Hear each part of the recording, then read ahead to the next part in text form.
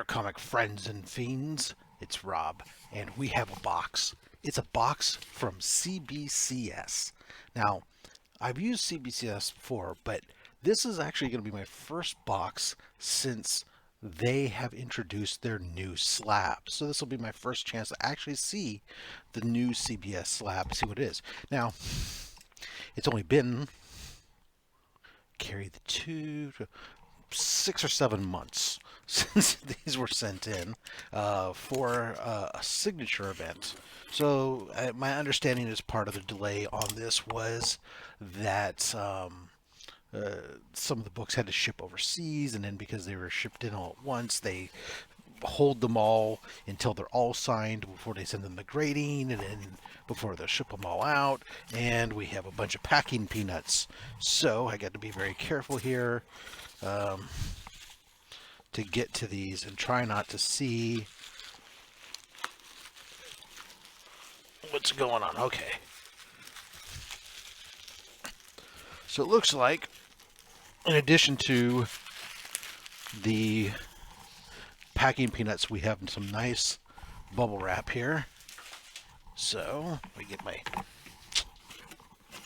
stupid headphone cord out of the way. You know, I may have to find myself a nice wireless headset here for this, because if I use my other microphone, I either turn my head away from the microphone or it picks up too much ambient noise. And this one works out better. All right. So bubble wrap here.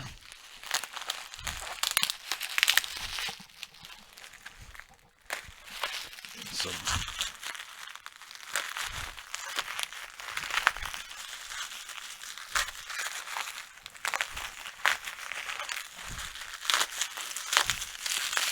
oh my goodness, we're going to fast forward through this probably.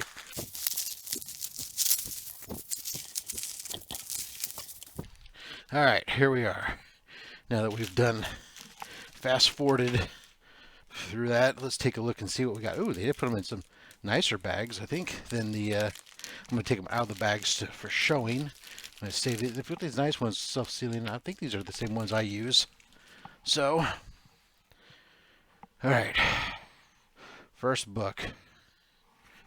Goodness gracious here. This is a Thor #1 from it's an Unknown Comics Perillo variant.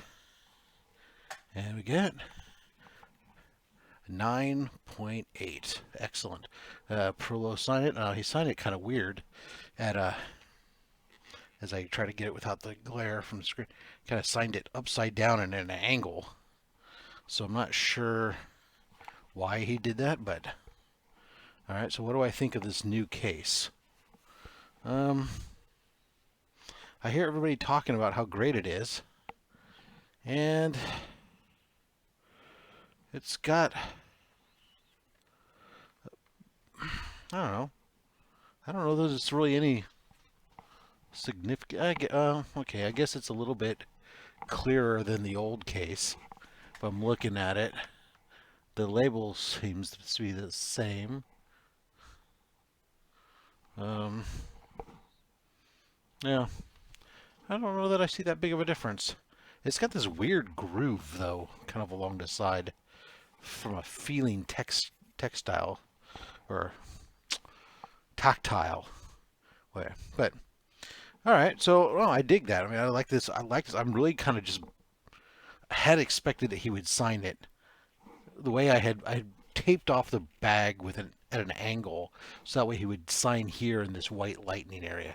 I kind of expected or assumed they would sign it right side up, so he would sign it along this way, instead of signing it where the book is upside down to see his signature. But what are you gonna do? All right, next book up. This is, I'm trying to remember what everything that I said. Okay, so this is going to be a Venom 1. This is also a Perillo. See if I can get that with minimum glare. God, I'm going to have to, oh, there we go. I'm going to have to get some blackout for my monitor putting too much glare on her. But so there we go. There's a Perlo Venom. Much nicer signature up there. Not the 9.8. Very good. That's a nice looking book. That white signature is really good. Nice, good contrast there. Awesome.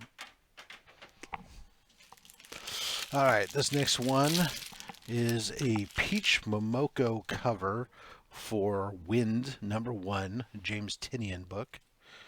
And let's see. Oh, there we go. He's got his yeah, his James Tynion signature there. My goodness, this glare is awful.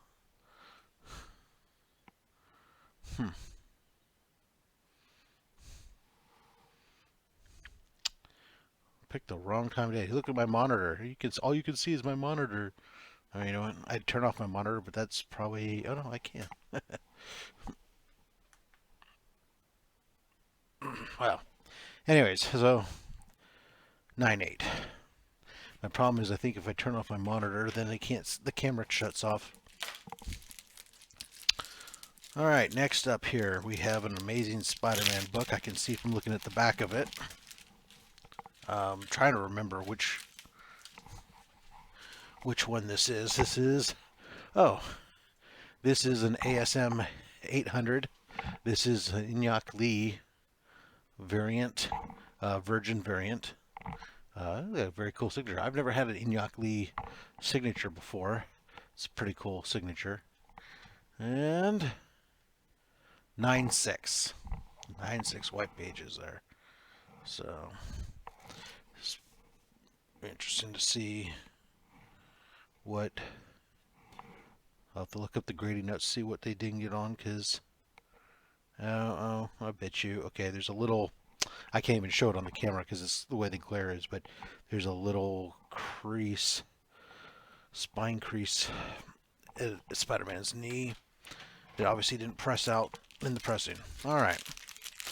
And last but not least, we have another Inyok Lee, the Immortal Hulk. This is a limited to 3,000 copies. This is the first appearance of Rick Jones as Subject 8. They labeled this as a virgin cover. Does that look like a virgin cover to you? Nope. Good job, CBCS. But Rob, they're the best. Right after CGC. Nobody ever makes mistakes. Anyways, let's see what we got. 9.4. What are they? I see again. I see little marks along the spine, but it should have pressed out. I bet you they took my money and didn't even press it. Those bastards. Well, I'll probably just leave it alone for now. Although, you know, because it took me 6 months to get this back, and then well, maybe I will contact them. There's a scratch on the frickin' case. You can't probably, I don't think you can see it, but there's kind of a faint scratch that goes through the case up here, and they wouldn't do anything about that normally, but the fact that I can tell them that they labeled it wrong probably means that they'll recase it for free. Well, there you are. So here's my thing with the new cases. I don't see a huge difference necessarily between the existing case or the previous case to me.